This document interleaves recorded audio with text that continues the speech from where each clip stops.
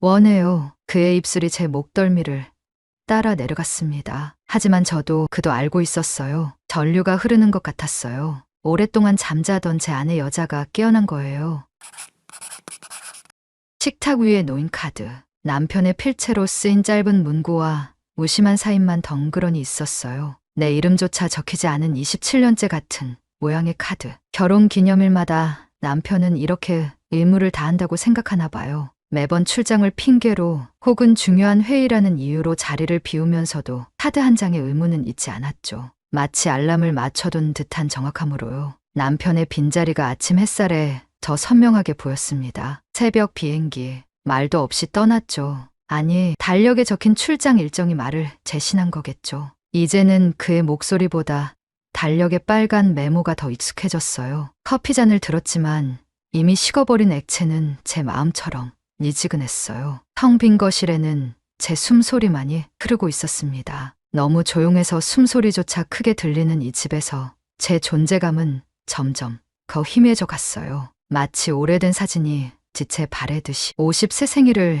지난 지도 벌써 몇 해가 흘렀네요. 거울 속 제 얼굴은 젊은 시절의 모습을 점점 잃어가고 있었지만 그 안에 담긴 외로움은 해가 갈수록 짙어졌어요. 남편의 관심도 그만큼 옅어진 걸까요? 아니면 언제나 그랬던 걸 제가 이제야 깨닫게 된 걸까요? 마치 오래 쓴 안경을 갑자기 벗었을 때 고이는 세상의 실체처럼요. 휴대폰이 울렸어요. 혹시 남편?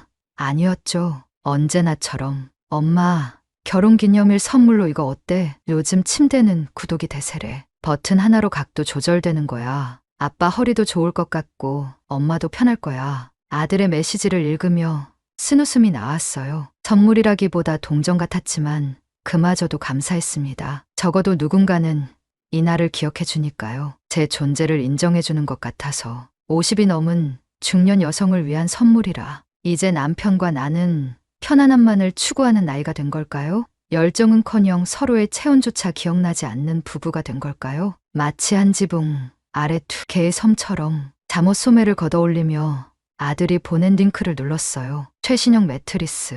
하나의 버튼으로 각도가 조절되는 침대. 기계적으로 주문 버튼을 누르고 카드 정보를 입력했죠. 누르는 손가락마저 감각이 없었어요. 버튼을 누르는 행위가 제 인생의 은유처럼 느껴졌어요. 누르기만 하면 알아서 움직이는 침대처럼. 저도 27년 동안 버튼만 누르며 살아온 건 아닐까요? 마치 물 위에 떠다니는 나무집처럼 아무런 방향도 목적지도 없이. 빛바랜 결혼사진이 벽에 걸려 있었어요. 흰 드레스를 입고 환하게 웃고 있는 젊은 제 모습이 낯설게 느껴졌죠. 그때의 나는 미래에 대한 기대로 가득 차 있었어요. 사랑 많은 남편과 행복한 가정을 꿈꿨던 그 순간들. 언제부터 그 꿈이 일상이라는 이름의 무감각 속에 묻혀버렸을까요? 마치 서서히 식어가는 차처럼. 언제부터 우리의 사랑은 미지근해졌을까요? 카드를 내려놓으며 거울을 마주했습니다. 언제부터 눈가에 주름이 이렇게 깊어졌을까요? 립스틱도 바르지 않은 입술은 마치 오르된 종이처럼 건조했어요. 남편은 언제부터 나를 여자로 보지 않게 된 걸까요? 아니, 제가 언제부터 스스로를 여자로 느끼지 못하게 된 걸까요? 사람들은 중년의 아름다움을 이야기하지만 제게는 그저 시들어가는 감각의 시간일 뿐이었어요. 마치 서서히 색이 달해가는 꽃처럼. 욕실에 들어가 얼굴을 씻었지만 물방울은 제 무감각함을 씻어내지 못했어요. 타월로 얼굴을 닦으며 문득 깨달았습니다. 내 삶이 마치 이 타월처럼 말라있다는 것을. 수분 없이 메마른 채로. 습관적으로 수분 크림을 바르며 주름진 손등을 바라봤어요. 이 손이 남편에게 마지막으로 닿은 게 언제였을까요? 단순한 생활적 접촉이 아닌 서로를 원하는 마음으로 닿은 적은 언제였을까요? 마치 기억의 창고에서 잊혀진 물건을 찾듯 그 순간이 떠오르지 않았어요. 창밖으로 보이는 아파트 단지는 활기찼어요. 사람들은 각자의 삶을 향해 분주히 움직이고 있었죠. 하지만 제 발걸음은 이 집 안에서만 맴돌았어요. 아침을 준비하고 빨래를 개고 책상을 닦고 모든 것이 완벽했지만 그 완벽함 속에 제 존재는 희미해졌어요. 계절이 바뀌어도 해가 바뀌어도 달라지지 않는 일상. 그 안에서 저는 점점 투명한 존재가 되어갔어요. 마치 맑은 유리창처럼 존재하지만 보이지 않는 햇살은 점점 강해졌지만 그 따스함은 제 피부에 닿지 않았어요. 마치 유리창 너머로만 바라보는 것 같았죠. 다른 사람들의 삶을, 다른 여자들의 삶을, 남편이 출장 중에 만나는 여자들의 삶도 20대 여성들처럼 젊고 활기찬 여자들, 남편의 시선을 끌 수 있는 아직 주름 없는 피부를 가진 여자들. 그런 생각을 할 때마다 가슴 한켠이 아려왔어요. 마치 잊혀진 상처를 건드릴 때처럼. 휴대폰으로 남편에게 메시지를 보내려다 멈췄어요. 뭐라고 보내야 할까요? 잘 뒀어. 결혼기념일인데 함께하지 못해 아쉽다. 그런 메시지를 보내봤자 돌아오는 건 짧은 단답형 대답뿐일 테니까요. 응, 잘 둬줘. 미안해. 다음에 보상할게. 항상 같은 대답, 항상 이루어지지 않는 약속들. 마치 메아리처럼 공허한 위로 무뎌진 감정을 애써 꺼내 보일 필요가 있을까요? 감정의 색을 입히려 해도 이미 오래전에 무채색이 되어버린 삶 속에서는 의미가 없을 테니까요. 침대 매트리스 배송은 내일이라고 하네요. 텅 빈 집에 새로운 무언가가 들어온다는 사실이 이상하게 설렜어요. 적어도 변화는 있을 테니까. 아주 작은 변화라도 그 변화가 제 일상의 무감각함을 조금이나마 깨워줄 수 있을까요? 오랫동안 잊고 있던 기대감이 희미하게 피어올랐어요. 마치 겨울이 지나고 봄이 오기 직전의 작은 새싹처럼. 저녁을 혼자 먹으며 텔레비전을 틀었어요. 로맨스 드라마가 나오고 있었죠. 스크린 속 남녀는 서로를 향한 애틋한 눈빛을 교환했어요. 그들의 모습이 어색하게 느껴졌어요. 마치 다른 세상의 이야기처럼. 채널을 돌렸지만 모든 프로그램이 저와는 상관없는 세상 같았어요. 결국 TV를 끄고 침묵 속에 앉아 있었죠. 마치 텅 빈 극장에 혼자 남겨진 것처럼 침대에 누워 천장을 바라보았어요. 내일은 뭔가 달라질까요? 새 침대가 제 삶의 작은 변화라도 가져다 줄 수 있을까요? 이런 기대를 하는 제 모습이 우습게 느껴졌지만 그마저도 오랜만에 느끼는 감정이라 소중했어요. 27년 결혼 생활 속에 잊혀진 설렘 같은 것, 마치 오랜 가뭄 끝에 내리는 첫 빗방울 같은. 배송 예정일보다 하루 일찍 초인종이 울렸어요. 현관 초인종 소리에 몸이 움찔했어요. 시계를 확인했죠. 오전 11시. 준비가 안 된 상태였어요. 아직 세수도 하지 않았고 잠옷 차림 그대로였죠. 머리는 헝클어져 있었고 얼굴엔 어제 저녁 바른 나이트 크림의 흔적이 남아있을 테고요. 하지만 그런 건 중요하지 않았어요. 어차피 택배기사에게 문만 열어주면 되는 일이니까요. 중년 여성의 단정치 못한 모습 따위 누가 신경이나 쓸까요? 낯이 투명인간처럼 스쳐 지나갈 존재일 뿐. 문이 잠기지 않았다는 걸 깨달았지만 그냥 현관을 열었어요. 그리고 그 순간 제 앞에 서 있는 사람을 보고 숨이 살짝 멈췄어요. 마치 갑자기 산소가 희박해진 것처럼. 안녕하세요. 침대 점검 왔습니다. 예상과 달리 택배기사가 아니었어요. 손수 설치까지 해주는 서비스인가 봐요. 그는 40 초반으로 보였어요. 단정한 유니폼을 입고 있었지만 여름 더위 때문인지 이마에는 땀방울이 맺혀 있었죠. 짙은 갈색 머리카락 위로 흐르는 땀방울이 햇살에 단짝였어요. 마치 유리구슬처럼. 세월의 흔적이 느껴지는 주름 사이로도 생동감 있는 눈빛이 인상적이었어요. 남자의 얼굴선은 부드러웠고 손에는 작업용 장갑을 끼고 있었죠. 마치 단단한 껍질 속에 감춰진 부드러움 같았어요. 갑자기 제 모습이 신경 쓰였어요. 거의 한 달 만에 드러난 감정이었죠. 잠옷 차림인 것도, 화장을 하지 않은 것도, 머리가 헝클어진 것도, 남편 앞에서는 느끼지 못했던 부끄러움이 불현듯 밀려왔어요. 마치 오랫동안 잊고 있던 감각이 갑자기 되살아난 것처럼. 하지만 이미 늦었죠. 기사님, 오늘 오실 줄 몰랐어. 내일 배송이라고 알고 있었는데. 아, 죄송합니다. 일정이 앞당겨졌어요. 불편하시면 내일 다시 방문해도 됩니다. 그의 목소리는 어쩐지 안정감이 느껴졌어요. 마치 오래된 나무의 울림 같았죠. 그 목소리를 듣자 마음이 진정됐어요. 아니에요. 들어오세요. 안방이에요. 나는 뒤도 안 보고 안방을 가리켰죠. 집안의 남편의 흔적은 커녕 온기조차 느껴지지 않았어요. 한 달 전 출장을 떠난 후로 연락도 뜸한 남편. 그런데 낯선 남자의 발걸음, 소리가 이상하게 크게 들렸어요. 마치 오래된 고요함이 깨지는 소리 같았죠. 깊은 호수에 돌을 던진 듯한 파장이 퍼져나가는 느낌이었어요. 안방으로 들어가자 그는 전문가의 손길로 침대를 살폈어요. 무거운 매트리스를 옮기는 그의 팔뚝에 힘줄이 도드라졌죠. 유니폼 소매가 거쳐 올라가면서 드러난 팔뚝은 단단해 보였어요. 남편은 체형 관리를 그만둔 지 오래였죠. 점점 불러오는 배와 흐트러진 자세, 그에 비해 이 남자는 자신의 몸을 관리하는 사람 같았어요. 물 한 잔 드릴까요? 아니면 커피 한 잔 드실래요? 더운데. 말을 꺼내는 순간 스스로에게 놀랐어요. 평소에 저라면 그냥 일을 마치고 보내드렸을 텐데, 그것도 최대한 눈 마주침 없이 마치 그림자처럼 존재하다 사라지듯. 그런데 오늘은 달랐어요. 뭔가 보여지고 싶었어요. 한 사람으로서. 아, 커피 한 잔 주시면 감사하겠습니다. 그의 대답에 저는 주방으로 향했어요. 커피를 내리는 동안 창문에 비친 제 모습을 살짝 확인했어요. 아, 정말 엉망이었어요. 급하게 손으로 머리를 정돈하고 볼을 살짝 꼬집어 혈색을 만들었죠. 당신이 미쳤나 봐, 박지영. 이 나이에 이런 감정을 느끼다니. 스스로를 꾸짖으면서도 오랜만에 느껴지는 이 생기가 나쁘지만은 않았어요. 마치 겨울잠에서 깨어나는 느낌이랄까. 커피를 들고 안방으로 돌아갔을 때 그는 이미 침대에 프레임을 설치하고 있었습니다. 등을 돌린 채 일하는 그의 뒷모습이 묘하게 든든해 보였어요. 그의 움직임엔 자신감이 있었고 손놀림은 능숙했죠. 여기 커피요. 그가 고개를 돌려 미소를 지었어요. 자잘한 주름들이 눈가에 모였지만 그 미소는 햇살처럼 따스했어요. 마치 겨울이 지나고 첫 봄날의 따스함처럼. 커피잔을 건네는 순간 손가락이 살짝 스쳤어요. 너무 짧은 접촉이었지만 전류가 흐른 것처럼 느껴졌어요. 순간 가슴이 쿵 내려앉는 느낌이었죠. 마치 절벽에서 한 발짝 내딛는 것 같은. 감사합니다, 고객님. 고객님.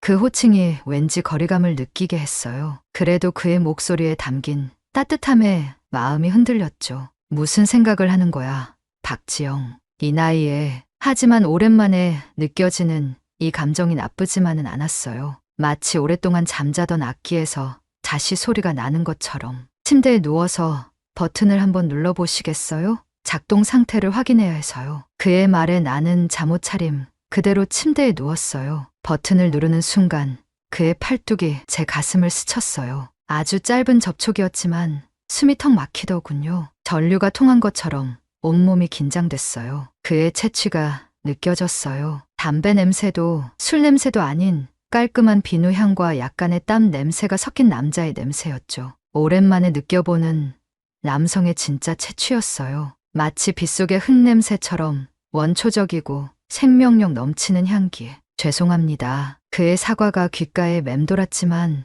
제 귀에는 그의 숨소리만 크게 들려왔어요. 규칙적이면서도 약간 거친 숨결. 살아있는 사람의 숨결. 언제부터 남편의 숨소리를 듣지 않게 되었을까요? 아니, 언제부터 듣고 싶지 않게 되었을까요? 낯이 소음처럼 여겨지던 그 소리가 지금은 다른 남자의 호흡소리에 온 신경이 집중되고 있었어요. 침대가 서서히 각도를 조절하며 움직였고 그가 제 옆에서 기계를 확인하는 동안 저는 그의 손을 바라봤어요. 거친 듯 하면서도 섬세해 보이는 손.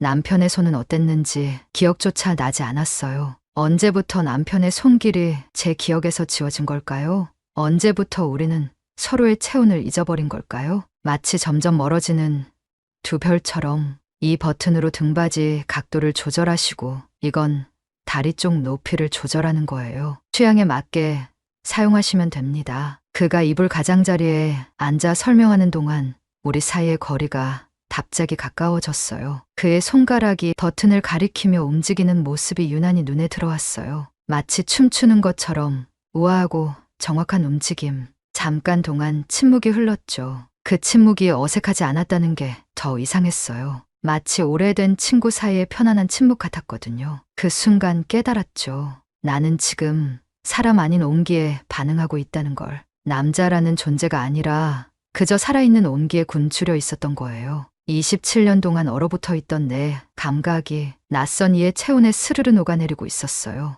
마치 오랫동안 잠들어 있던 무언가가 깨어나는 것 같았죠. 빙하 아래 숨겨진 강물이 봄이 오자 다시 흐르기 시작하는 것처럼. 잘 작동하네요. 이 버튼의 감도가 좀 둔하긴 한데 사용하는 데는 문제 없을 거예요. 그의 말에 나는 침대에서 일어났어요. 여전히 제 모습이 신경 쓰였어요. 헝클어진 머리카락을 귀 뒤로 넘기는데 문득 그의 시선이 느껴졌어요. 나를 바라보는 것 같았지만 확신할 수는 없었죠. 어쩌면 제 착각일지도 모르고요. 하지만 그 순간 느껴진 따스함은 착각이 아니었을 거예요. 마치 오랫동안 햇빛에 닿지 않았던 피부가 다시 그 온기를 느끼는 것처럼 커튼 사이로 들어오는 햇살이 그의 얼굴을 비췄고 갑자기 심장이 빠르게 뛰기 시작했어요. 낯선 감각이었죠. 마치 오래된 기계가 다시 작동하기 시작한 것처럼. 이런 감정을 언제 마지막으로 느껴봤을까요? 20대 초반, 남편을 처음 만났을 때, 아니면 아예 처음 느껴보는 감정일까요? 이렇게 강렬하고 생생한 느낌을. 혹시 문제가 생기면 이 번호로 연락 주세요. 그는 명함을 건네며 미소를 지었어요. 그 미소가 햇살처럼 따뜻하게 느껴졌어요. 명함을 받아드는 제 손가락이 그의 손에 살짝 닿았고 그 순간의 접촉이 제 안에 무언가를 깨웠어요. 오랫동안 잠자고 있던 감각을, 여자로서의 떨림을, 꺼져 있던 스위치가 갑자기 켜진 것 같았어요. 마치 오래된 등대에 다시 불이 들어온 것처럼. 네, 감사합니다. 도윤 씨. 명함에 적힌 이름을 읽는 순간 갑자기 그가 더 가깝게 느껴졌어요. 이름을 불러보는 것만으로도 낯선 설렘이 일었어요. 마치 비밀 주문을 외우는 것처럼. 그의 눈빛이 잠시 제 얼굴에 머물렀다가 떠났어요. 그 짧은 순간이 마치 영원처럼 느껴졌어요. 시간이 멈춘 것 같았죠. 네, 박지영 고객님. 좋은 하루 되세요. 그가 내 이름을 알고 있다는 사실에 놀랐어요. 아마도 주문서에 이름이 적혀 있었겠죠. 하지만 그가 제 이름을 부르는 순간 잊고 있던 제 정체성이 되살아나는 것 같았어요. 단지 누군가의 아내나 엄마가 아닌 한 사람의 여자로서의 저. 마치 오랫동안 감춰두었던 보석을 다시 찾은 것 같은 기분이었어요. 그가 떠나고 문이 닫히는 소리가 들렸어요. 집안에 다시 고요함이 찾아왔지만 이전과는 달랐어요. 제 심장 소리가 들릴 것만 같은 고요함이었어요. 마치 잔잔한 호수에 돌을 던진 후의 물결처럼 겉으로는 다시 고요해졌지만 그 아래에서는 무언가 움직이고 있었거든요. 침대에 누워 천장을 바라보았어요. 그가 손끝으로 만졌던 버튼을 저도 다시 눌러보았죠. 침대가 올라갔다 내려갔다 하는 동안 저는 그의 손길을 떠올렸어요. 그의 채취, 그의 목소리, 그의 미소. 모든 것이 선명하게 기억났어요. 낯선 남자의 존재가 제 일상에 파문을 일으킨 거예요. 마치 잔잔한 호수에 던져진 돌멩이처럼. 침대가 내려갔다 올라갔다 할 때마다 제 안에서도 무언가가 일어났다 가라앉았다 했어요. 기대감과 죄책감, 설렘과 두려움. 하지만 무엇보다도 강했던 건 다시 살아있다는 느낌이었어요. 마치 숨이 막힐 것 같던 수면 위로 다시 올라와 크게 숨을 들이마신 것처럼. 오랫동안 얼어있던 감정이 따스한 봄바람을 만나 서서히 녹기 시작한 것처럼. 그가 떠난 후에도 침대가 식지 않았어요. 마치 그의 체온이 남아있는 것 같았죠. 새 침대에 앉아 그가 방금 전까지 있었던 자리를 손으로 쓸어보았어요. 아직 따뜻했어요. 오랜만에 느껴보는 다른 사람의 온기였죠. 남편은 언제부터인가 제 곁에서 잠을 자도 차가웠어요. 물리적으로는 가까이 있어도 감정적으로는 이미 먼 곳에 가 있는 사람. 마치 같은 지붕 아래 사는 영의 이방인처럼. 창가에 서서 그가 건물을 나가는 모습을 지켜봤어요. 작업복 차림으로 트럭에 오르는 모습이 어쩐지 멋있어 보였어요. 그의 팔 근육이 햇빛에 반짝이는 모습이 눈에 선명하게 남았죠. 서둘러 시선을 돌렸지만 가슴 한켠이 묘하게 아려왔어요. 마치 오래된 상처가 다시 열리는 것처럼. 남편은 여전히 출장 중이었고 나는 그의 명함을 쥔 채 하루를 보냈어요. 이름을 불러보는 것만으로도 그의 얼굴이 떠올랐어요. 뭔가 위험한 생각을 하고 있다는 걸 알면서도 멈출 수 없었어요. 마치 가파른 경사를 굴러 내려가는 돌멩이처럼 이미 시작된 감정을 멈출 수가 없었어요. 저녁을 준비하면서도 계속 그의 얼굴이 떠올랐어요. 흘러내리는 땀방울, 단단한 팔뚝, 눈가의 미세한 주름들, 따뜻한 미소, 그리고 제 이름을 부르던 목소리. 손을 베는 줄도 모르고 야채를 썰다가 문득 정신을 차렸어요. 뭘 하고 있는 거지? 내가 미쳤나 봐. 하지만 부정할 수 없었어요. 오랜만에 느껴지는 이 감정이 나쁘지만은 않았거든요. 마치 오래된 악기에서 다시 소리가 나는 것 같은 느낌. 녹슬었다고 생각했던 제 감정이 다시 반응하고 있다는 사실에 놀라움과 동시에 묘한 기쁨이 있었어요. 밤이 되자 더 이상 버틸 수 없었어요. 그의 명함을 바라봤어요. 손가락이 번호 위를 맴돌았지만 아직은 안 돼요. 무슨 일이 있다고 전화를 한다는 건지 스스로에게 물었어요. 침대는 문제없이 작동하고 있는데 하지만 제 마음속 어딘가에서는 알고 있었어요. 고장난 건 침대가 아니라 제 감정이라는 걸. 내 침실이 갑자기 너무 조용하게 느껴졌어요. 평소에는 인식하지 못했던 시계 초침 소리가 크게 들려왔고 냉장고 작동음도 마치 누군가의 숨소리처럼 귓가에 맴돌았어요. 침대가 서서히 움직이는 동안 그의 숨결이 제 피부에 스쳤던 순간을 떠올렸어요. 마치 영화의 한 장면처럼 선명하게. 50 중반의 나이에 이런 감정을 느끼는 게 부끄러웠어요. 마치 10대 소녀처럼 가슴이 두근거리고 얼굴이 화끈거리는 느낌이 들었죠. 거실 벽에 걸린 가족사진 속 남편과 아들의 얼굴이 문득 떠올랐어요. 그들은 지금 내 마음을 알면 어떻게 생각할까? 배신자라고 생각할까? 마치 죄를 짓는 것 같았지만 동시에 오랜만에 느껴지는 설렘이었어요. 아직 아무 일도 일어나지 않았는데 왜 이렇게 죄책감이 드는 걸까요? 그저 낯선 남자의 미소를 떠올렸을 뿐인데 하지만 그보다 더 놀라운 건 오랜만에 느껴지는 이 감정이 나쁘지 않다는 거였어요. 다음 날 아침 새 침대에서 깨어났을 때 몸이 가벼웠어요. 오랜만에 깊은 잠을 잔 덕분일까요? 아니면 새롭게 깨어난 감정 때문일까요? 화장대 앞에 앉아 오랜만에 화장을 했어요. 거울 속에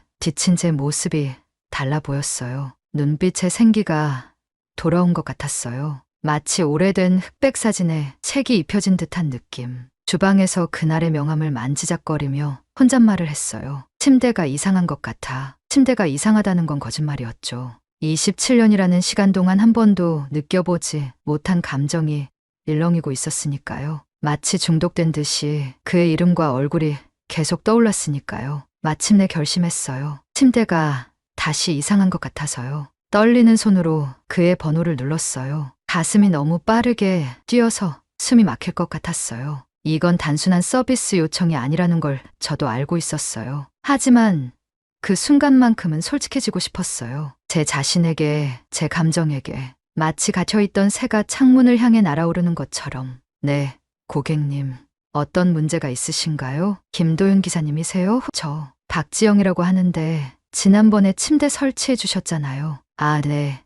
박지영 고객님. 기억합니다. 어떤 문제가 있으신가요? 그가 제 이름을 기억하고 있다는 사실이 기뻤어요. 저도 모르게 미소가 지어졌죠. 그의 목소리는 전화기 너머로도 따뜻하게 느껴졌어요. 마치 오래된 와인의 향기처럼 깊고 그윽했죠. 그게 버튼을 눌러도 움직이지 않는 것 같아요. 거짓말이었죠. 침대는 완벽하게 작동했으니까요. 하지만 이 거짓말이 제 인생에서 가장 정직한 거짓말이었어요. 제 마음속에 무언가가 정말로 움직이지 않고 있었으니까요. 얼어붙은 감정, 굳어버린 여성성, 잊혀진 욕망, 그것들이 움직이길 바라는 마음으로 한 거짓말이었어요. 알겠습니다. 지금 점검 중인 곳이 있어서 1시간 후에 방문해도 될까요? 그럼 기다리고 있을게요. 전화를 끊고 주변을 둘러봤어요. 갑자기 모든 것이 너무 지저분해 보였어요. 서둘러 청소를 시작했어요. 마치 첫 데이트를 앞둔 소녀처럼 분주하게 움직였죠. 샤워를 하고 머리를 감았어요. 오랜만에 드라이기를 꺼내 머리를 말렸고 옷장을 열어 입을 옷을 고르는데 한참이 걸렸어요. 그에게 보여지고 싶었어요. 여자로서. 초인종이 울렸을 때 심장이 멈추는 줄 알았어요. 문을 열자 그가 서 있었죠. 지난번보다 더 단정해 보였어요. 작업복 차림이었지만 깔끔하게 정돈된 모습이었어요. 이번에는 그를 안방으로 안내하면서 시선을 마주쳤어요. 그의 눈이 살짝 커졌어요. 제 달라진 모습을 알아차린 걸까요? 그의 눈빛에서 따뜻함을 느꼈어요. 마치 겨울 햇살처럼 온화하게 저를 감싸는 듯한 느낌이었죠. 안방에 들어서자 그는 침대를 살폈어요. 어떤 문제가 있으셨나요? 버튼을 눌러도 움직이지 않는 것 같아요. 떨리는 손으로 침대 리모컨을 가리켰어요. 그가 다가와 버튼을 눌러보았고 당연히 침대는 완벽하게 작동했죠. 이상하네요. 지금은 잘 작동하는데요. 그런가요? 아까는 안 됐는데 제가 뭔가 잘못 눌렀나 봐요. 어색하게 웃으며 말했어요. 거짓말이 들통난 것 같아 얼굴이 화끈거렸죠. 하지만 그의 표정에는 의심보다는 부드러운 미소가 있었어요. 마치 비밀을 공유하는 공범자처럼. 괜찮습니다. 이런 일은 자주 있어요. 혹시 다른 문제가 있으신가요? 그의 목소리가 살짝 낮아졌어요. 마치 우리만의 대화를 나누는 것처럼 친밀하게. 가슴이 다시 뛰기 시작했어요. 아, 사실은 누웠을 때 등이 좀 불편해서요. 편안한 각도를 찾기가 어려워요. 또 다른 거짓말이었지만 이번에는 부끄러움보다 기대감이 더 컸어요. 마치 금지된 과일을 맛보려는 이브처럼. 그럼 한번 누워보시겠어요? 제가 적절한 각도를 찾아드릴게요. 침대에 누웠을 때 그가 제 옆에 앉아요. 이번에는 더 가깝게.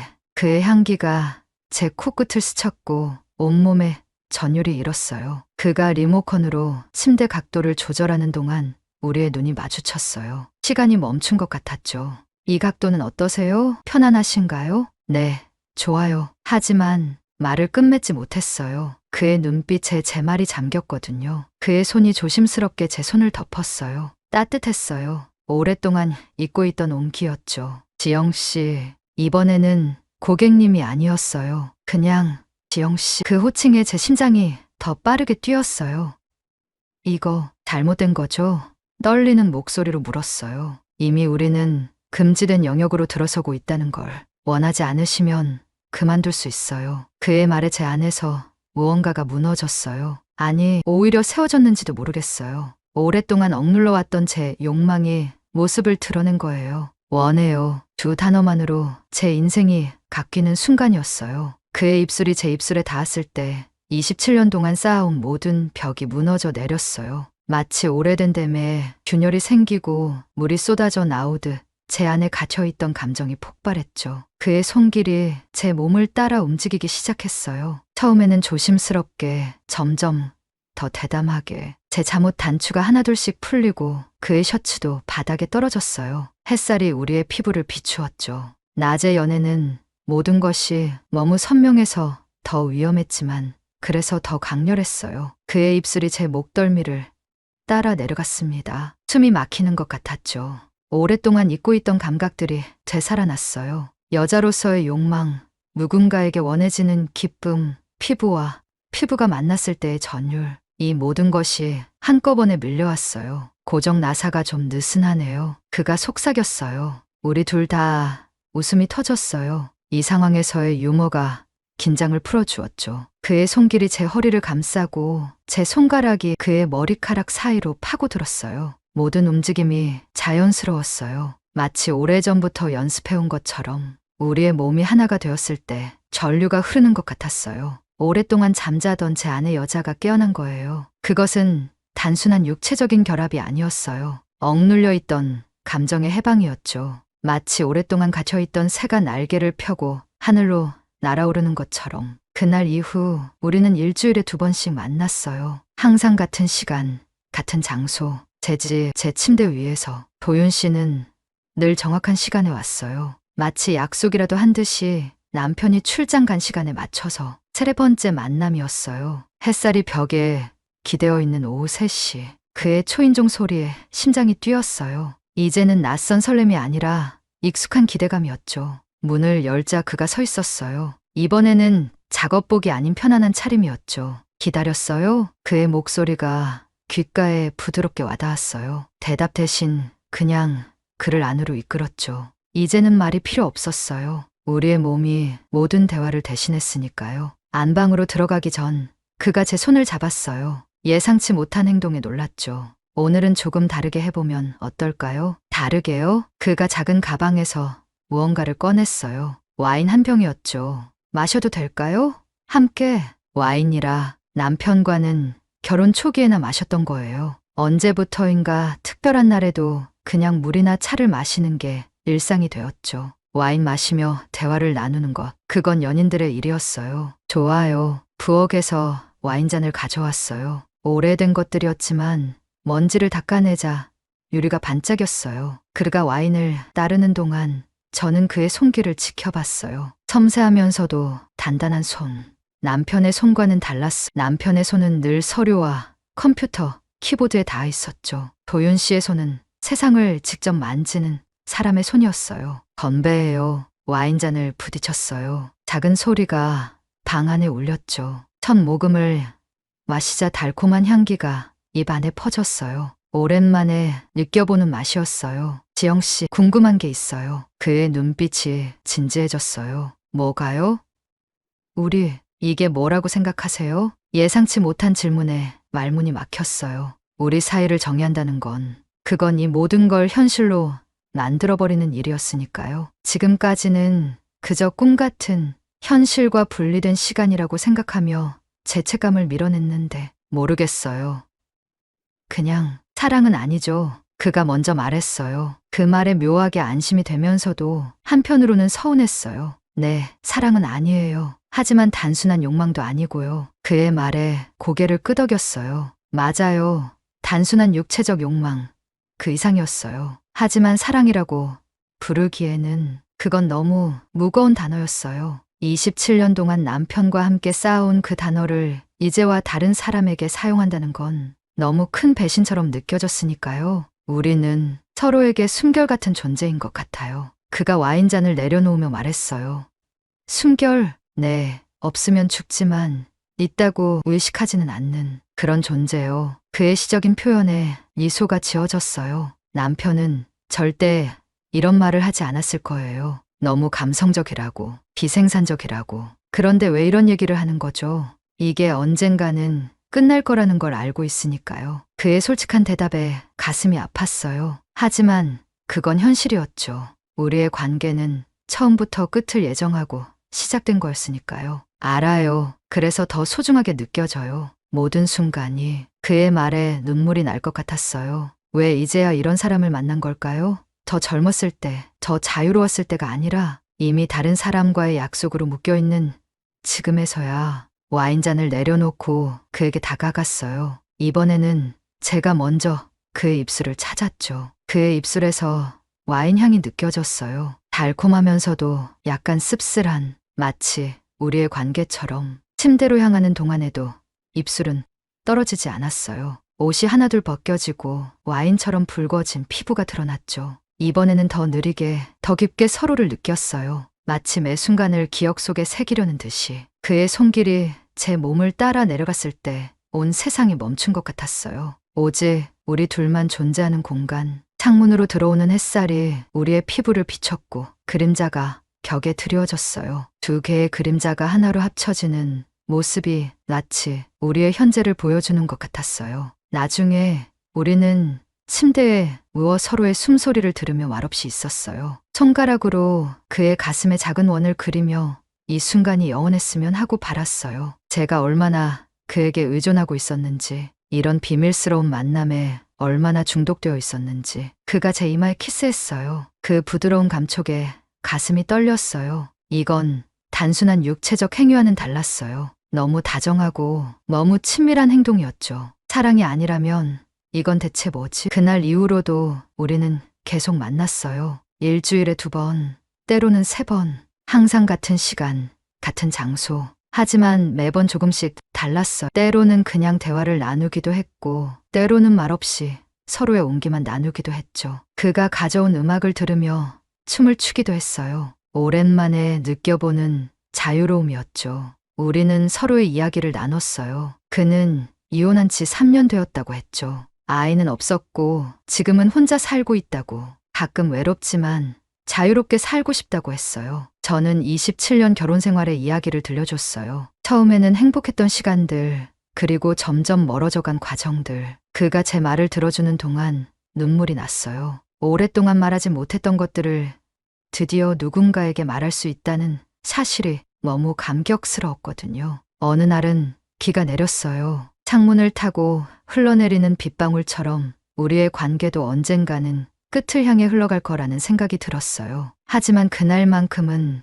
그런 생각을 접어두고 오직 현재에 집중했어요. 빗소리를 배경으로 우리는 더 깊이 서로에게 빠져들었죠. 가끔 생각해요. 비 오는 창가에 기대어 그가 말했어요. 갓샤워를 마친 그의 머리카락에서 물방울이 떨어지고 있었죠. 뭐요? 우리가 다른 시간, 다른 상황에서 만났다면 어땠을까? 그의 말에 가슴이 아팠어요. 저도 자주 그런 생각을 했으니까요. 어땠을 것 같아요? 아마 평범한 연인이 되었겠죠. 함께 영화도 보고 여행도 가고 그의 말에 상상 속으로 빠져들었어요. 우리가 함께 거리를 걷는 모습, 카페에 앉아 대화하는 모습, 서로의 손을 잡고 공원을 거니는 모습. 그 모든 것이 불가능하다는 걸 알면서도 그 상상만으로도 행복했어요. 하지만 그랬다면 지금의 우리도 없었겠죠. 그가 덧붙였어요. 맞아요. 금지된 사랑이기에 더 강렬한 우리의 관계. 시간을 훔쳐 만나는 비밀스러운 만남이기에 더 소중한 매 순간. 지금 이대로도 좋아요. 솔직하게 말했어요. 그리고 그건 사실이었어요. 비록 잘못된 선택일지라도 그와의 시간은 저를 다시 살아있게 만들어줬으니까요. 오랫동안 잊고 있던 감정들, 욕망들, 생명력을 되찾게 해줬으니까요. 한 달이 지났어요. 우리의 만남은 계속되었고 점점 더 깊어져 갔죠. 그것이 사랑인지 아닌지는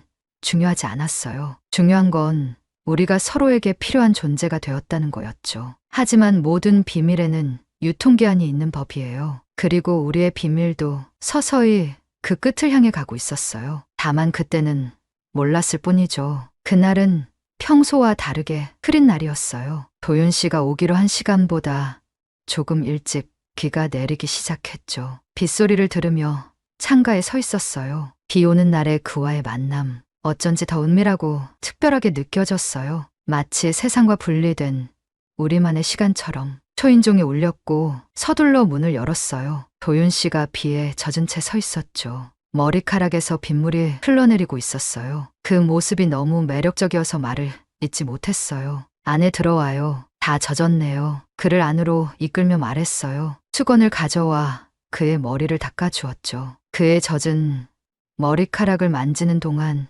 우리의 눈이 마주쳤어요. 말없이 그대로 키스했죠. 이제는 어색함도 없었어요. 마치 오랫동안 사랑을 나눈 연인처럼 자연스러웠어요. 침대는 이제 괜찮아요? 그가 장난스럽게 물었어요. 우리 둘 다 알고 있었죠. 침대는 처음부터 아무 문제가 없었다는 걸. 네. 하지만 당신의 도움이 필요해요. 담대해진 제 대답에 그의 눈빛이 깊어졌어요. 손을 잡고 안방으로 향했죠. 빗소리가 배경음악이 되어 주었어요. 방 안의 침묵은 더 이상 외로움이 아니라 기대감으로 가득 찼죠. 침대에 누웠을 때 그의 몸이 제 위로 다가왔어요. 이제는 낯설지 않은 무게였죠. 그의 입술이 제 목덜미에 닿았을 때 제 안에서 무언가가 녹아내리는 것 같았어요. 모든 긴장과 불안이 사라지고 오직 현재의 감각만 남았죠. 우리의 옷이 하나둘 벗겨지고 피부가 맞닿았어요. 그의 손길이 제 몸을 따라 움직일 때마다 제 안에서 작은 불꽃이 피어올랐어요. 오랫동안 잊고 있던 감각들이 되살아났죠. 그의 거친 숨결, 제 허리를 감싸는 단단한 팔, 귓가에 속삭이는 달콤한 말들. 이 모든 것이 저를 현실에서 분리시켰어요. 우리가 하나가 되었을 때 빗소리는 더 강해졌어요. 마치 우리의 리듬에 맞춰 내리는 것처럼. 창문을 타고 흘러내리는 빗방울처럼 제 안에서도 무언가가 흘러내렸어요. 오랫동안 막혀있던 감정의 강이 다시 흐르기 시작한 거예요. 그 순간 현관문이 열리는 소리가 들렸어요. 여보, 나와. 남편의 목소리였어요. 예정에 없던 귀한. 순간 피가 얼어붙는 것 같았어요. 도윤 씨와 저는 서로를 바라봤죠. 공포와 당혹감이 뒤섞인 표정으로. 빨리 옷 입어요. 속삭이며 서둘러 옷을 주었어요. 심장이 터질 것처럼 뛰었죠. 손가락이 떨려서 단추도 제대로 잠글 수 없었어요. 여보, 어디 있어? 남편의 발걸음 소리가 점점 가까워졌어요. 도윤 씨는 겨우 다짐한 입은 상태였고 셔츠는 아직 바닥에 있었어요. 옷장 안에 숨어요. 빨리 그를 밀어넣으며 속삭였어요. 문이 열리기 직전 겨우 옷장 문을 닫았죠. 여보, 여기 있었네. 일찍 왔어. 남편이 문을 열고 들어왔어요. 그의 눈이 흐트러진 침대, 그리고 붉어진 제 얼굴을 스쳤어요. 뭔가 이상하다는 걸 감지한 것 같았죠. 깜짝 놀랐네. 오늘 올 줄 몰랐어. 그래서 좀 쉬고 있었어. 새 침대는 어때? 편해. 남편이 침대 가장자리에 앉았어요. 제 심장이 미친 듯이 뛰었죠. 옷장 안에 도윤 씨가 들리지 않기를 바랐어요. 응, 좋아. 그런데 여보, 왜 갑자기 왔어? 회의가 취소됐거든. 그래서 일찍 돌아왔어. 깜짝 놀랐지? 대화를 이어가려 애썼지만 머릿속은 하얘졌어요. 어떻게 이 상황에서 빠져나갈 수 있을까? 도윤 씨는 어떻게 내보내지? 질문들이 머릿속을 맴돌았어요. 근데 왜 이렇게 얼굴이 빨개? 무슨 일 있었어? 남편의 질문에 가슴이 철렁 내려앉았어요. 대답을 생각해내려 애썼죠. 아, 그게 좀 전에 샤워하고 나왔거든. 그리고 침대 버튼이 안 눌러져서 고치려고 했어. 침대 고장났어? 내가 한번 볼게. 남편이 리모컨을 들었어요. 버튼을 누르자 침대가 완벽하게 작동했죠. 이상하네? 잘 되는데? 그래, 아까는 안 됐는데. 남편이 제 얼굴을 유심히 바라봤어요. 그의 눈빛이 달라졌어요. 뭔가 의심하고 있다는 느낌이 들었죠. 여보, 그 침대 회사에 전화했어? 갑작스러운 질문에 심장이 멈출 것 같았어요. 아니, 그냥 내가 고치려고 했어. 정말? 그런데 왜 남자 신발이 현관에 있지? 순간 피가 얼어붙었어요. 도윤 씨의 신발. 당황해서 집 안으로 들였을 때 걷게 했던 그 신발. 완전히 잊고 있었어요. 신발, 무슨... 지영아, 솔직히 말해봐. 누가 왔었어? 남편의 목소리가 차가웠어요. 그의 눈은 이미 모든 것을 알고 있는 듯 했죠. 그게 말을 하려는 순간 옷장에서 소리가 났어요. 작은 기침 소리. 방 안이 순간 얼어붙었어요. 남편이 천천히 일어나 옷장으로 향했어요. 제 심장이 미친 듯이 뛰었죠. 이제 모든 게 끝났다는 생각이 들었어요. 옷장 문이 열렸고 도윤 씨가 그 안에 서 있었어요. 반쯤 벗은 모습으로. 누구야 당신? 남편의 목소리가 떨렸어요. 분노라기보다는 충격에 가까웠죠. 침대 관리 기사입니다. 도윤 씨의 대답이 너무 허무맹랑해서 웃음이 날 뻔했어요. 하지만 상황은 전혀 웃을 수 없었죠. 침대 관리 기사가 왜 우리 집 옷장에 있는 거지? 여보, 내가 설명할게. 설명? 무슨 설명이 필요해? 다 보이잖아. 남편의 목소리가 점점 높아졌어요. 그의 눈에 눈물이 고였죠. 분노보다 상처가 더 깊어 보였어요. 당신, 이런 식으로 날 배신할 줄은 몰랐어. 그 말에 제 가슴이 찢어지는 것 같았어요. 배신.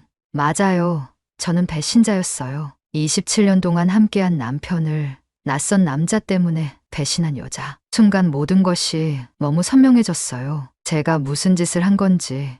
그만, 더 이상 듣고 싶지 않아. 남편이 방을 나가려 했어요. 그때 도윤 씨가 입을 열었죠. 잠깐만요. 이건 제 잘못입니다. 당신은 조용히 해. 당신이랑은 할 말 없어. 남편의 차가운 말에 도윤 씨는 말문이 막혔어요. 남편은 저를 한 번 더 쳐다보고는 방을 나갔어요. 현관문이 3개 닫히는 소리가 들렸죠. 방 안에 둘만 남겨졌어요. 침묵이 무겁게 내려앉았죠. 미안해요. 이런 상황이 될 줄은. 도윤 씨의 말이 공허하게 들렸어요. 저도 뭐라고 대답해야 할지 몰랐죠. 모든 것이 너무 빠르게 무너져 내렸으니까요. 그냥 가주세요. 간신히 말을 이었어요. 그의 눈에 미안함이 가득했지만 이제는 아무 의미가 없었어요. 이미 일어난 일을 되돌릴 수는 없으니까. 도윤 씨는 옷을 주워 입고 조용히 집을 나갔어요. 다시는 그를 보지 않을 거라는 생각이 들었지만 이상하게도 그것보다 더 아픈 건 남편의 상처 입은 눈빛이었어요. 침대에 앉아 멍하니 창밖을 바라봤어요. 비는 여전히 내리고 있었죠. 마치 제 인생처럼 모든 것이 흐려지고 있었어요. 그런데 이상하게도 눈물은 나지 않았어요. 대신 깊은 공허함이 제 안을 채웠죠. 이제 어떻게 해야 할까요? 남편은 돌아올까요? 도윤 씨는 다시 만날 수 있을까요? 아니, 만나야 할까요? 모든 질문이 제 머릿속을 맴돌았지만 답은 없었어요. 침대 버튼을 눌렀어요. 천천히 등받이가 올라갔다가 내려갔죠. 이 침대가 제 인생을 바꿔놓을 줄은 몰랐어요. 하지만 가장 큰 변화는 침대가 아니라 제 안에서 일어났다는 걸 깨달았어요. 오랫동안 잊고 있던 감정들, 억눌러온 욕망들, 그리고 그것들이 한번 폭발했을 때의 결과. 그날 밤 남편은 돌아오지 않았어요. 그리고 저는 이제 무엇이 진짜 잘못된 것인지 생각해 보았어요. 남편의 무관심, 제 외로움, 도윤 씨와의 만남?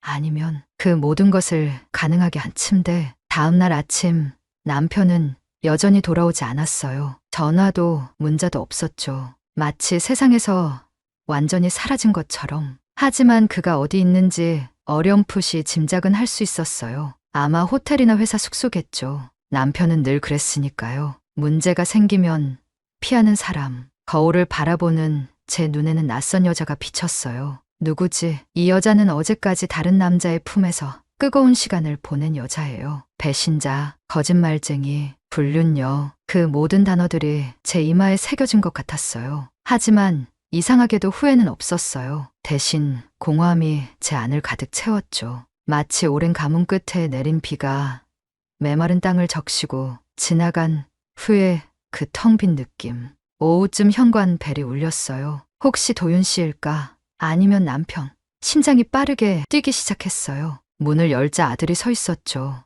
엄마, 아들의 표정이 딱딱하게 굳어 있었어요. 그 눈빛을 보는 순간 알았어요. 남편이 아들에게 모든 걸 말했다는 걸. 가슴이 철렁 내려앉았어요. 들어오렴. 목소리가 떨렸어요. 아들이 거실로 들어와 소파에 앉았죠. 침묵이 흘렀어요. 마치 투명한 벽이 우리 사이를 가로막은 것처럼. 아빠가 다 말해줬어. 아들의 목소리가 차가웠어요. 그 어떤 감정도 담겨있지 않은 완전히 메마른 목소리였죠.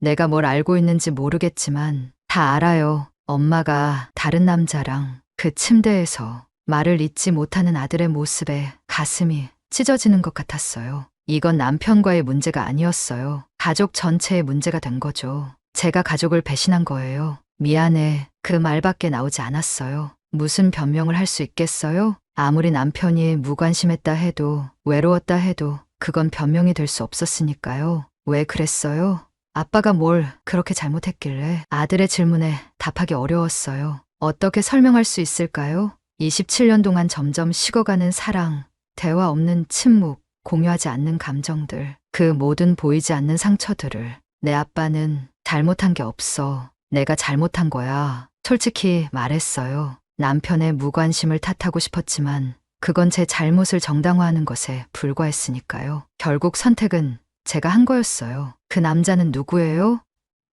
그냥 침대 설치하러 온 기사였어. 말하면서도 너무 우스꽝스럽게 들렸어요. 정말 그게 다였으니까요. 단지 침대 설치하러 온 낯선 남자. 그런데 어쩌다 우리는 그렇게 됐을까요? 어쩌다 제 인생은 이런 방향으로 흘러간 걸까요? 이 기사 왜 2번이나 왔어요? 기록엔 원래 한 번만 예정돼 있었는데 아들의 말에 가슴이 철렁했어요. 그가 조사를 했나 봐요. 아마도 남편이 의심하기 시작했던 거겠죠. 그래서 갑자기 일찍 귀가한 것일까요?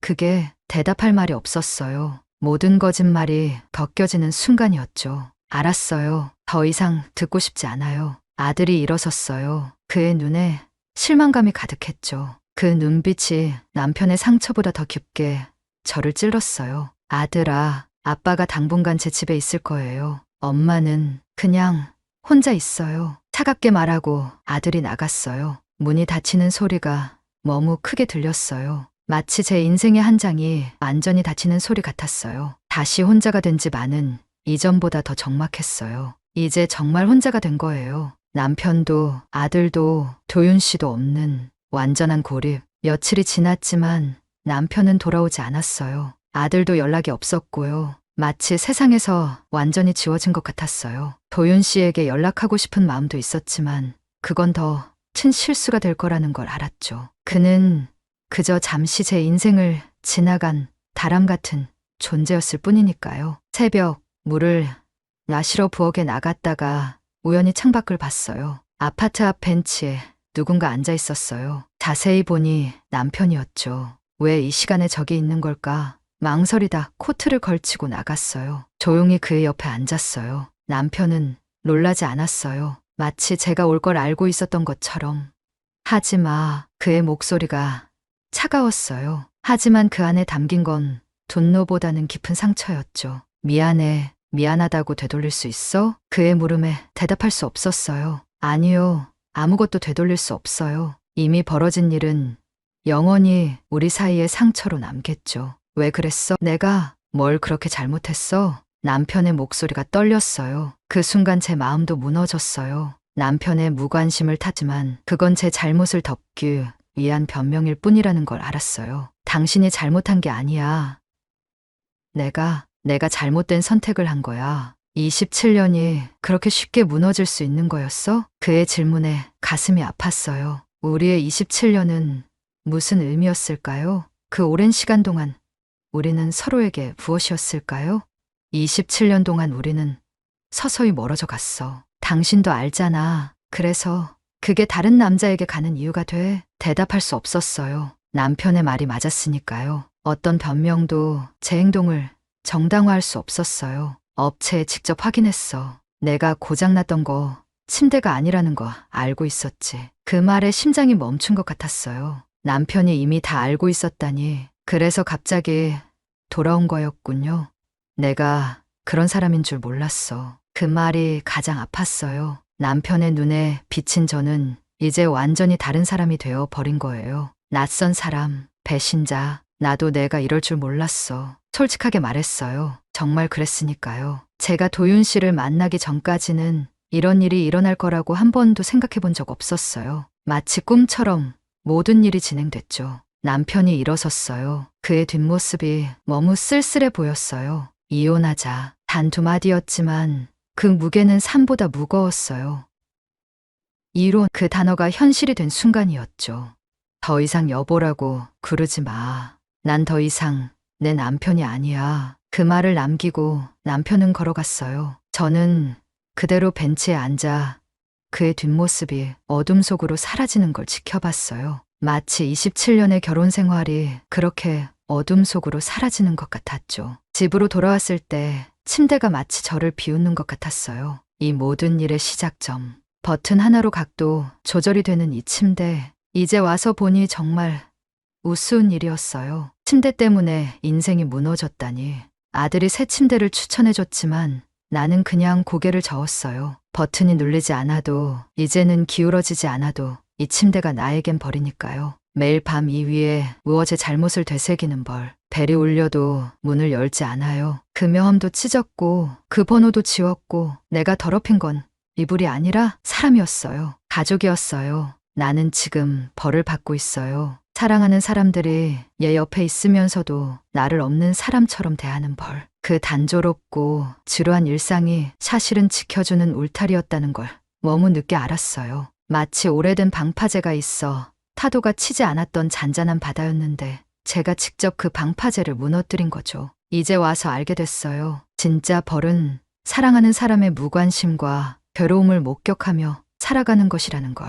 남편의 등 뒤에서 울 수조차 없는 이 고통이 진짜 벌이라는 걸. 밤이 깊어도 잠이 오지 않아요. 침대에 누우면 도윤 씨의 손길이 떠오르고 남편의 상처 입은 눈빛도 생각나고 아들의 실망한 표정도 떠올라요. 그 모든 기억이 저를 옥죄어요. 창문을 열고 밤하늘을 바라봤어요. 별들이 차갑게 빛나고 있었죠. 어떤 별은 이미 사라졌는데도 그 빛이 아직 지구에 도달하고 있다고 해요. 마치 우리의 결혼처럼. 이미 식어버린 사랑인데도 그 형태만 남아있던 것처럼. 침대에 다시 누웠을 때 버튼을 눌러봤어요. 아무 반응이 없었죠. 고장났나 봐요. 아니면 이제 정말 제 벌이 시작된 걸까요? 움직이지 않는 침대 위에서 혼자 살아가는 벌. 더 이상 각도를 조절할 수 없는, 드저있는 그대로 받아들여야 하는 현실.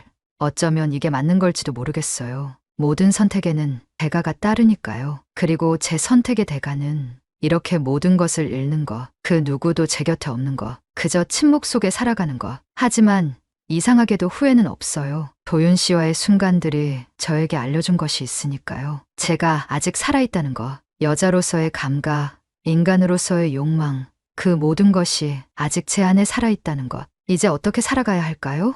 모르겠어요. 그저 하루하루를 견뎌나갈 뿐이에요. 언젠가는 이 아픔도 지나가겠죠. 하지만 상처는 남을 거예요. 제 가슴에, 남편의 가슴에, 그리고 우리 가족 모두의 가슴에. 그날의 커피는 그 어떤 차보다도 뜨거웠습니다. 하지만 이제는 다 식어버렸네요. 2달이 지났어요. 남편은 이혼 서류를 보내왔고 저는 아무 말 없이 서명했어요. 27년의 결혼 생활이 종이 한 장으로 끝나는 순간이었죠. 너무 허무했어요. 마치 오래된 영화가 끝나고 텅 빈 극장에 홀로 남겨진 느낌이었어요. 남편은 도윤 씨를 상대로 상간 소송까지 제기했어요. 그 소식을 들었을 때 가슴이 찢어지는 것 같았어요. 남편의 분노가 얼마나 깊었는지 알 수 있었죠. 도윤 씨는 회사에서도 문제가 생겼다고 해요. 결국 모두가 상처받은 거예요. 제가 만든 실수로 인해서. 아들은 여전히 연락이 뜸했어요. 가끔 문자로 안부를 물어올 뿐 직접 만나주지는 않았죠. 그의 실망이 얼마나 깊었는지 느낄 수 있었어요. 엄마로서의 제 모습이 그의 기억 속에서 완전히 달라져 버린 거예요. 더 이상 존경하고 사랑하는 엄마가 아니라 아빠를 배신한 여자. 그 인식의 변화가 저를 가장 아프게 했어요. 도윤 씨에게서는 연락이 없었어요. 소송 때문에 더 이상 연락할 수도 없었겠죠. 그와의 관계는 처음부터 잘못된 것이었으니까요. 아무리 제 감정이 진실했다 해도 그 시작점이 거짓이었어요. 침대 고장이라는 거짓말. 그 위에 세워진 관계가 어떻게 제대로 설 수 있었을까요? 저는 혼자 집에 남았어요. 넓은 아파트가 너무 텅 비어 보였죠. 특히 밤이 되면 더 심했어요. 침묵이 귀를 찢을 듯이 크게 들렸고 어둠은 더 짙게 느껴졌어요. 그 속에서 저는 과거의 기억들과 싸워야 했죠. 행복했던 순간들, 도윤 씨와의 시간들, 그리고 모든 것이 무너진 그날의 기억까지. 어느 날 저녁 문득 남편을 보고 싶어졌어요. 아니, 그냥 그가 어떻게 지내는지 알고 싶었어요. 아들 집 근처까지 갔지만 초인종을 누를 용기가 나지 않았어요. 그저 멀리서 불이 켜진 창문을 바라볼 뿐이었죠. 어쩌면 그 안에 남편이 있을지도 모른다는 생각에 가슴이 아팠어요. 귀가하는 길에 우연히 카페에 들렀어요. 그런데 거기서 남편을 봤어요. 혼자 창가에 앉아 커피를 마시고 있었죠. 저도 모르게 발걸음이 멈췄어요. 그의 모습이 너무 달라 보였어요. 수척해진 얼굴, 비퍼진 주름, 백발이 늘어난 머리카락. 단 2달 만에 그가 이렇게 변할 수 있다니 용기를 내서 그에게 다가갔어요. 안녕하세요. 남편이 고개를 들었어요. 그의 눈에 놀라움이 스쳤지만 곧 무표정으로 돌아왔죠. 여기서 뭐해?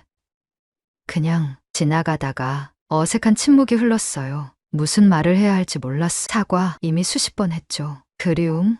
그건 이기적인 감정일 뿐이에요. 앉아도 될까요? 남편이 잠시 망설이다 고개를 끄덕였어요. 맞은편에 앉았지만 마치 바다를 사이에 둔 것처럼 멀게 느껴졌어요. 잘 지내요? 그럭저럭. 짧은 대답. 더 이상의 대화를 원치 않는다는 신호였죠. 하지만 저는 계속 말을 이었어요.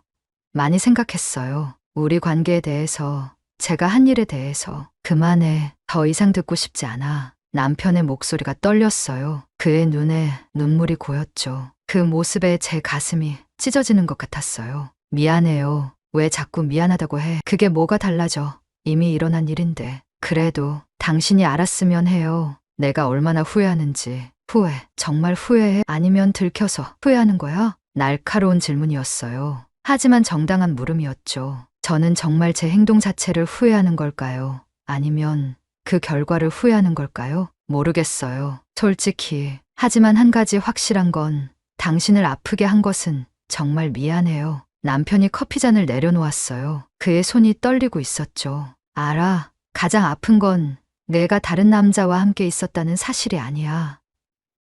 그건 어떻게든 이해할 수 있을지도 몰라. 우리가 서로 멀어진 건 사실이니까. 하지만 내가 거짓말했다는 거, 그게 가장 아파. 그의 말에 가슴이 무너졌어요. 그래요. 가장 큰 죄는 육체적인 배신이 아니라 신뢰의 배신이었어요. 거짓말, 속임수, 기만. 그것들이 우리 사이의 27년을 완전히 부정해버린 거예요.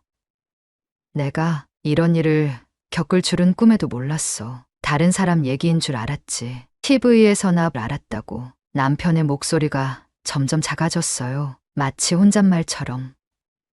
나도 내가 이럴 줄 몰랐어요. 솔직하게 말했어요. 정말 그랬으니까요. 제가 도윤 씨를 만나기 전까지는 이런 일이 일어날 거라고 한 번도 생각해 본 적 없었어요. 거실에서 밤에 울고 있었어. 갑작스러운 남편의 말에 놀랐어요.